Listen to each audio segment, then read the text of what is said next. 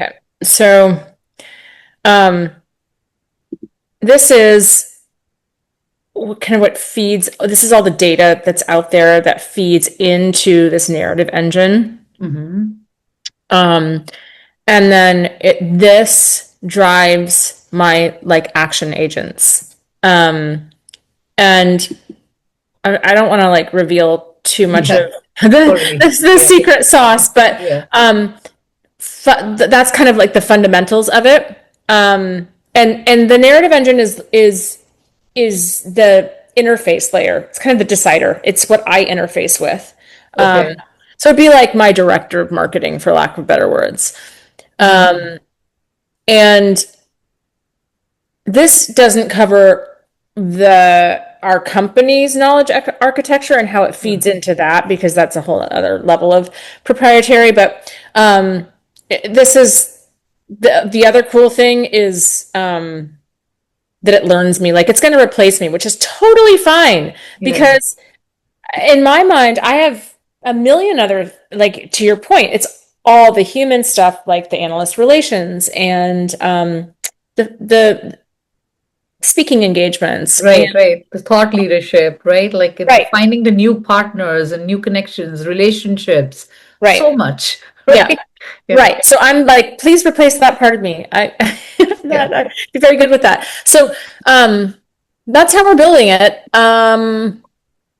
That's really exciting. Yeah, no, I loved it that you shared that. And I mean, I think obviously that you're thinking about it deeply and you're experimenting out with it. But just a um, point on that is that it sounded like this is like your system, as in it's Heidi, because I saw like it, what Yeah. would Heidi Yep. ask? So this is essentially almost like a CMO. Um, I don't want to use the word agent because agent is like so like abused right now. Like, Well, it's a brain, a narrative layer, and then there's six agents that are all working in concert. I see. So Okay. Okay. so But I've then got would like a you? PR agent, I've got a what called the HubSpot wizard agent, I've got my content agent. So I've got it's truly an agentic team.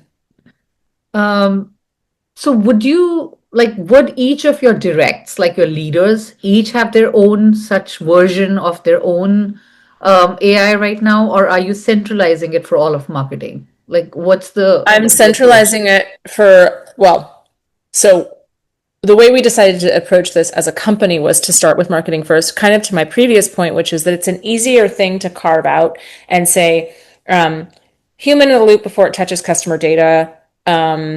These are all the things that are safer to start with as from a pilot perspective, but I fully expect that to be rolled out throughout the team or throughout the company. And is this almost like part of your org structure now? Like, Yes. wow, okay. So you've got these agents with names and stuff?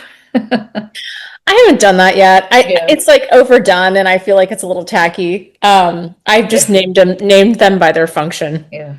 No, but I love it. Okay, so if you go down to the basics of it, essentially, you've got all the data coming in, right? And then there is a layer that's making sense of the data. Hmm. It's kind of like digesting it. And then finally on top is the narrative, right? Like, Hmm. or essentially where you're having a It's conversation. the interface, yeah. Right. So very similar to, and I like to think about it like that. It's very similar to what it would be when we did not have AI, right? When we did not have AI and we took like a new position or a new role, we would Right. go in, we would have the foundation set up, then we would have the second layer, that works the data, that works the systems, and then we would have our one-on-ones with Mm-hmm. our direct Mm-hmm. Mm-hmm. reports, right? And we would That's find out and they exactly would right. question, right? That's But the exactly details right. would be handled by the different layers. So Yep.